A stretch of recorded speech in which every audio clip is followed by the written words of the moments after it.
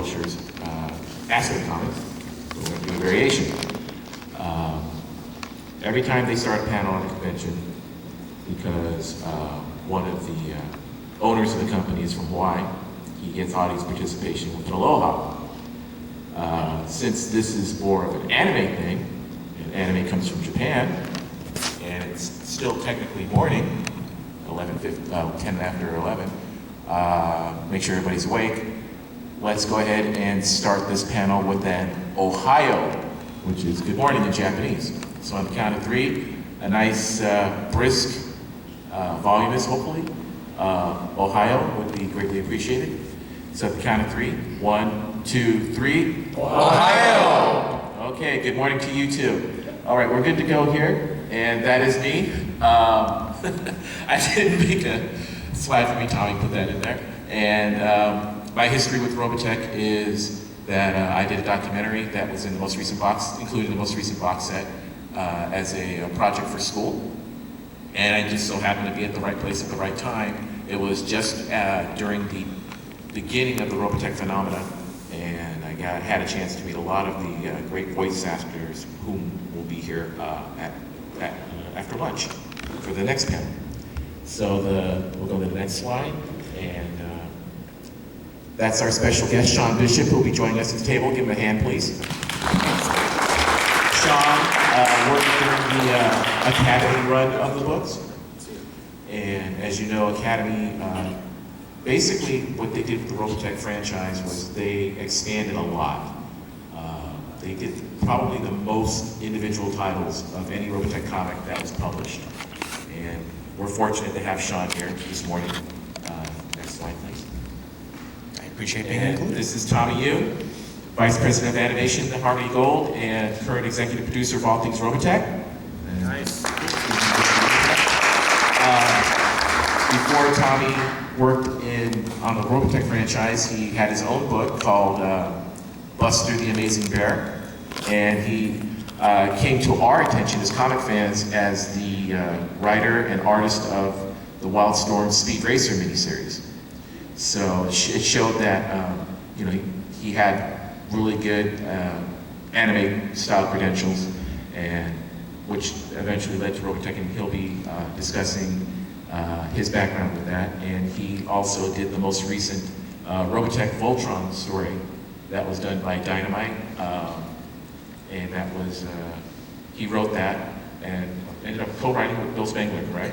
Okay. And he's also, we're going to get into, hopefully, the future of Robotech in comics later on in the panel. Next slide, please. We have Don Yee, who is one of the original Robotech superfans. I'm going to give him a hand. Don made his name by contributing a lot of artwork for the Robotech Art Book 3.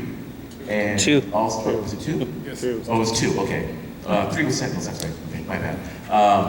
And he also he got Carl's attention from going to different conventions showing him his art. We're very privileged to have Don here with us because, like I said, he's one of the original superfans. All right, so let's go ahead and delve into the history of the Robotech comic books. Back in '84, there was a miniseries that carried the Robotech name called Robotech Defenders. Obviously, as you can tell, that is not the Robotech that we've come to know and love. No Midway, no Invid, no Dusty Ayres, for those of you who are New Generation fans, no Jonathan Wolfe. Tommy, if you'd like to expound on the origins of this particular series. How many of you remember the Revell model kits for Robotech from the 80s? Okay. Oh, you do? All right. So what had essentially happened is Revell's created a Robotech line similar to the way Hasbro created their Transformers line, which was they saw these early transforming mecha designs from various shows in Japan, and they decided to just mash them together to sell them just as a product line rather than as a coherent show. And so Hasbro just took shows from Diaclone, Battle Convoy, just sold them all together, and also Jetfire, the one Macross toy, regardless of whether the universes fit together. And then they had Sunbow Productions start writing an original series to tie all these dissimilar elements together. And Revell did something similar, which was they took robots from Dougaram, the Baloids from Macross, and they just sold them under their Robotech Changers line. And the non-transforming ones were called Robotech Defenders. And so DC decided to license this when transforming robots started to become a hit, and they licensed the Robotech portion from Revell, not the portion that Harmony Gold had. What happened was there was the Robotech brand, but there were two halves of it. So Macross, Robotech, and the other two series, such as Southern Cross and Mospeeder, were all under the Robotech Harmony Gold umbrella, and that was part of the TV show. And that was licensed off to Comico. And then Robotech Defenders, which was specifically the non-transforming Robotech model kits, was licensed to DC. When they were supposed to start off to test the waters with the 3-issue miniseries, when it came out, the series tanked so bad that they wrapped things up after 2 issues, so they canceled it after 2, and that was the end of that. And simultaneously, Comico picked up the rights to Macross based on the cartoon. Now, what's interesting is Comico originally didn't even license Robotech.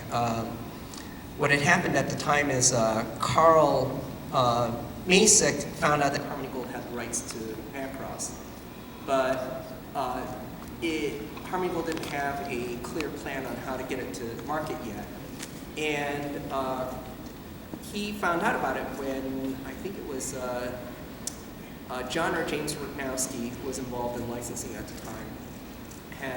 They later left to form Speed Racer Enterprises, but they had visited Carl Masek at his... Tommy, Yeah. you're getting quiet now here. Mic drop. Oh, do you hear me in the back? Okay, all right. Then I'll just let my voice carry if this doesn't work. Or just shoot. Oh. That doesn't, I think it, Oh, no volume. Uh-oh. Working out the bugs, folks. well, anyway, they visited. You're good. Okay. Try the other. So they visited Carl's gallery in Orange County. He ran a pop culture gallery in Orange County, and he had lots of posters, but he also had a lot of animation cells. And this was before Japanese anime. Back then, they didn't know what to call it, so folks were at the time calling it Japanimation. And his store in Orange County was the only place to get cells at the time. It was hard to find these from Japan. And Jim Rudnowski met with him and said, hey, I need to find some cells for Macross. Do you have it? And he goes, oh yeah, it's a great series. Yeah, we're trying to sell this, we're having a tough time. And he goes, what, you have the rights to it and you're having trouble selling it? And, not only did he have the cells, he was very knowledgeable about the series, so Harmony Gold decided to bring him aboard because he was following the anime industry in Japan very closely to consult on how to adapt Macross. And they said, well, we're thinking we might let this go because we don't know, nobody wants to pick it up. It's too short. It's only 36 episodes long. And he goes, well, let me try something on home video. Let's see if I can raise some money on home video and get some licensing going so that we can work on this. And so he talked to some friends of his over at Heavy Metal Magazine and got them to carry an ad for the 3-episode Macross pilot in English. And they sold about 25,000 copies, just from mail order. And so everybody's like, whoa, what the heck? And then they said, all right, find out what you can do with licensing. And he went to a licensing show in Las Vegas, and he met this unheard of company called Comico. These were just a couple of guys, friends, based in the Philadelphia area, who started up a comic book company because they used to draw a comic called Duck World while we were in school. And they wanted to build a company out of it. And they were looking for projects because they were having a tough time because the two majors, which were DC and Marvel, pretty much ruled the market at the time.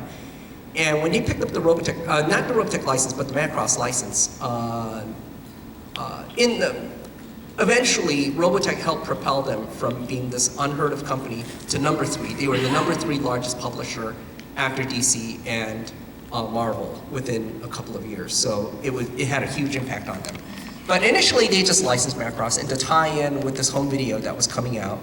I visited them. This is in Norristown. If any of you saw the where to write to send in fan mail, it was in DeKalb Street in Norristown, if that sounds familiar. This is the building at Norristown. It's actually now like a medical dental office now. So we had to sneak over at night so they didn't shoo us away. And, so the guy in the middle is Jerry Giovinco, he's the publisher. The guy to his left is Mike Leake, and the guy to the right is Chris Kalnick, the first team on the Macross Saga comics. And then eventually they worked on the Masters. And, it was Neil Vokes who ended up working on Masters. Anyway, I'll correct myself later on this. That building there is the pizzeria across the street. Part of the convenience of that building that they were renting out back then in Norristown was that it was across the street from Norristown Pizzeria. And so they would hang out there all the time, discuss what they were doing on the books, while at the same time drawing at the studio. And so that helped them keep their sanity. Unfortunately, if you see from the photo, the pizzeria has long closed, so we had to go a few blocks down the street to this other diner. And so this is where we discussed the back history of Kamiko back then. Now, eventually, so this first book was an interesting experiment. The first book looked very different than all the subsequent books. Early books were done through a mechanical plate method, which was, you used to cut this film called, it was either one of 2 types of film, which was either amberlith, which was yellow, or rubylith, which was red, whether you were using red photosensitive film or yellow photosensitive film to block out color plates. And it would be these very uniform halftone patterns that were used back then. And so if you look at old DC and Marvel comics, you notice the color gradations were very stark, very bland. But what they decided to do was they decided to use very high quality paper and charge slightly more. So instead of being like a 99-cent comic, the comics were like $1.95 to $2.95. But the quality of the paper was amazing for the era. And so they were able to use finer halftone screens, and so they could have a broader range of color. And this was before Adobe Photoshop, which all the studios use now. But for this first issue, Carl didn't think even that looked good enough, so he wanted to experiment with actually having them paint cells and paint watercolor backgrounds and do that for the very first issue. And so it was this highly unusual cell method where they were actually almost reproducing the cells from the TV shows in comic book form for this comic. It worked out really great. It looked awesome, but it took so long to do. There was no way they could do this on a monthly schedule and have these books come out on time. So by the time they switched over to Macross number 2, this is when the television series started airing, they decided to retitle it Robotech the Macross Saga to tie it to the TV series. And they also switched to the more rapid production method. And so that's why the issues from 2 on look more conventional. And for the next couple of issues, Sylvia Masek transitioned over to Neil Vokes. But then for the rest of the series, for issue 4, they had Reggie Byers do guest art, but then it switched over to Mike Leake, who ended up working the longest among any artists that I know on Robotech. He's the gentleman in the blue shirt. He worked on it all the way to the end, issue number 36.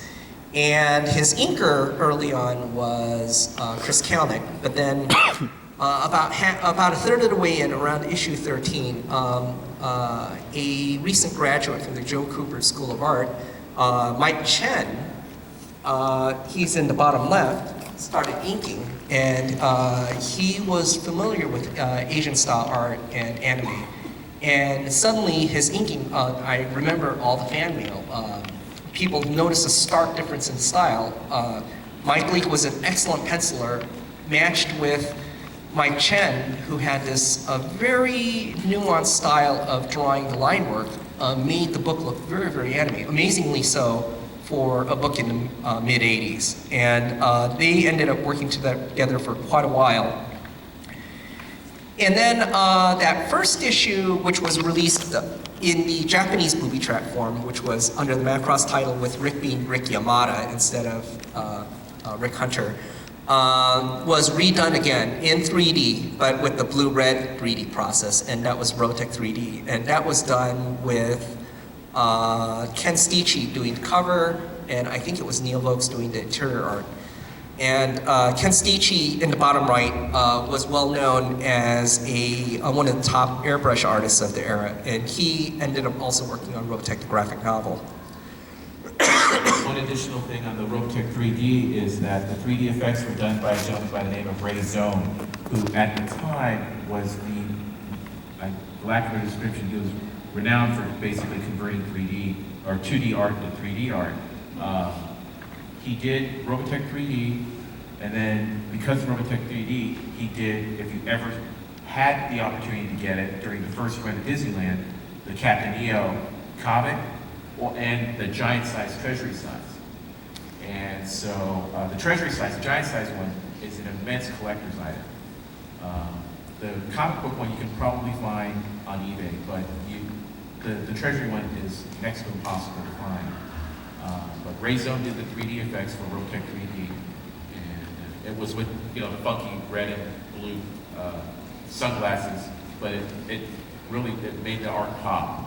Yeah, this was way, way before the fad of Avatar starting the 3D era now. Because remember Metal Storm, the Destruction of Jared Sin in 3D? It was like this totally schlocky 3D movie released back then, but it has its cult following. Yeah, it was inspired, Carl was inspired by the old 50s 3D movies like the original Creature from the Black Lagoon. And Carl, being a really huge film buff, he wanted to see a Robotech comic book done in 3D. Now, Robotech Masters, that's where Neil Vokes ended up transitioning to, and that was written by Vokes. Oh, my mouse. Every time the mouse is moved. Oh, thanks, guys.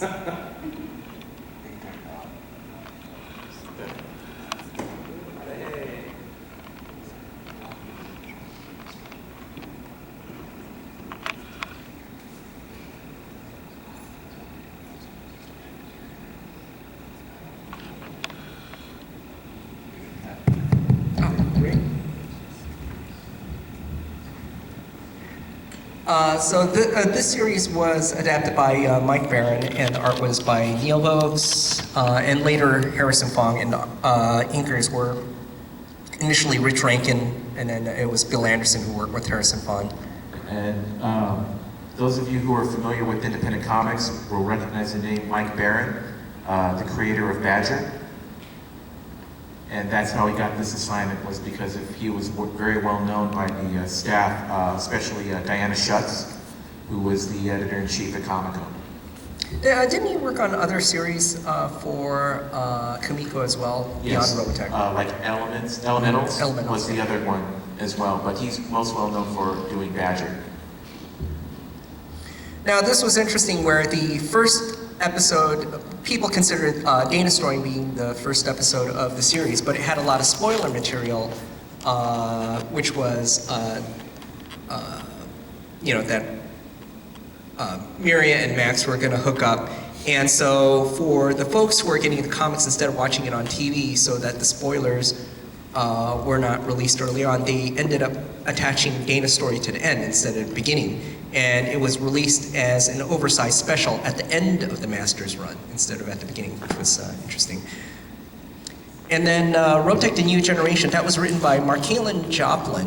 And he was actually, he had terminal cancer while he was writing the series. And right when around when the last issue went to press, he ended up passing away. So there's actually, for those of you who picked up the last issue, there's actually a tribute to him in that one.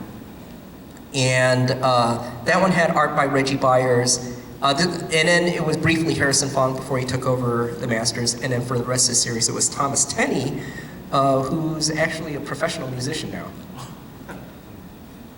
And That's him on the bottom right, yeah. Dave Dorman also did some of the covers for... Yes, that's right. Dave Dorman, before he became famous on doing Star Wars covers, yeah. He got popular with Star Wars covers. He was starting out with Robotech covers. And if you have any of the Robotech comics, you can tell it's Dave Dorman because he signed it Crusher Dave, because he's a big fan of the Crusher Joe anime.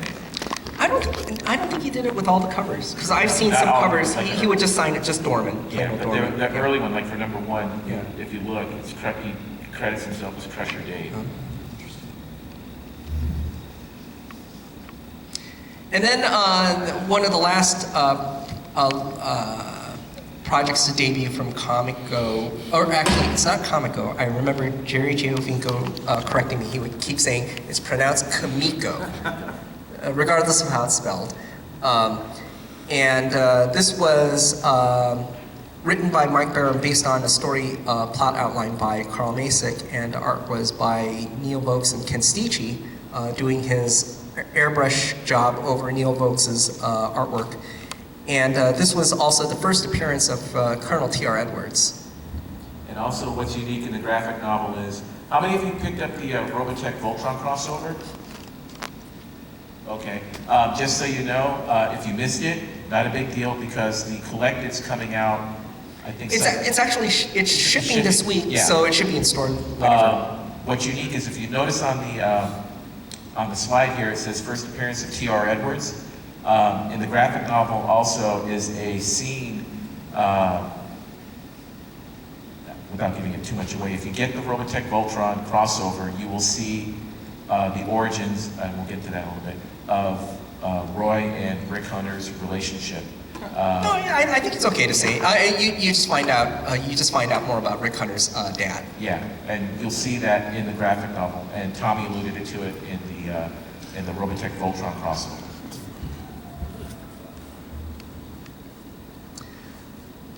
And then after that, the license went over to Eternity. Now, what's interesting is there was a 1-year overlap between the two. At that time, even though Comico was doing incredible numbers, the majority of their numbers were actually coming from Robotech, and their other books were not selling anywhere near the numbers that Robotech was.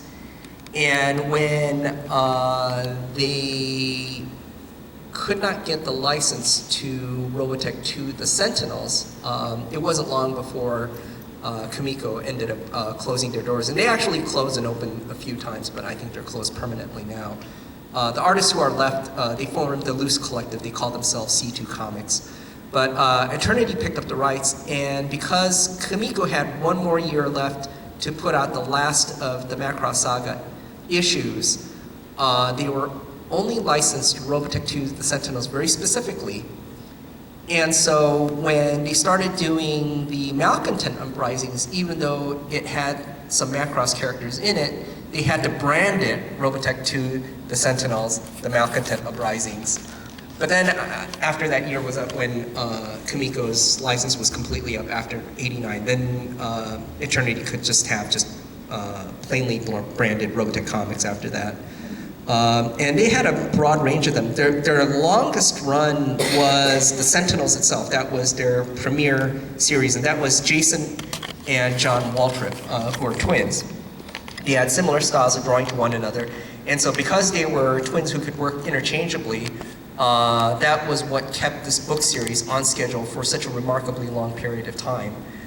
And they also worked on, I believe, Robotech Genesis, which was a prequel series about the life and times of Zor before the horrible things that happened to him in Robotech the graphic novel. And also with Eternity, because they had the Robotech license, they were able to pick up other anime series and adapt them to comics.